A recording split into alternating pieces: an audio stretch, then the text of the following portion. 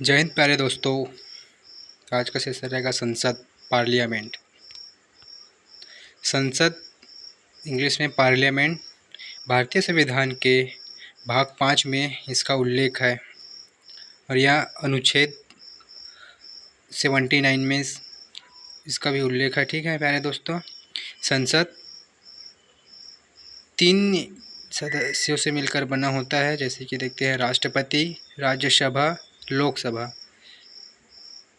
अनुच्छेद 52 में राष्ट्रपति का उल्लेख है, अनुच्छेद 80 में राज्यसभा का और 81 में लोकसभा का उल्लेख है। आगे चलते हैं। संसदीय शब्द, यह संसद का शब्द फ्रांस से लिया गया है और संसदीय व्यवस्था ब्रिटेन से लिया गया है। ठीक है प्यारे दोस्तों, राज्यसभा जो कि पहले पढ़े थे, आर्टिकल नंबर 80 में इसका उल्लेख है। राज्यसभा का पहला नाम राज्य परिषद हुआ करता था। राज्यसभा का गठन 3 अप्रैल 1952 में हुआ, जिसकी पहली बैठक 13 मई 1952 को हुई। और राज्यसभा का नामकरण के बात किया जाए तो नामकरण 23 अगस्त 1954 में हुआ, जिसमें राज्यसभा का प्रथम सभापति या फिर अध्यक्ष एस राधा हुआ। राज्यसभा में सदस्य अधिकतम देखते हैं तो 250, जिसमें से 338 राज्यसभा एवं संघ राज्य। राष्ट्रपति द्वारा 12 मनोनीत सदस्य होते हैं, जो कि यहाँ आयरलैंड से लिया गया है, जिसमें से कला, विज्ञान, साहित्य और समाज सेवा द्वारा लिया जाता है। राष्ट्रपति इसका चुनाव करता है। और वर्तमान में देखें तो 245 सदस्य हुए, जिसमें से राज्यों में 222 और केंद्र शासित प्रदेश में 8। ठीक है पहले दोस्तों,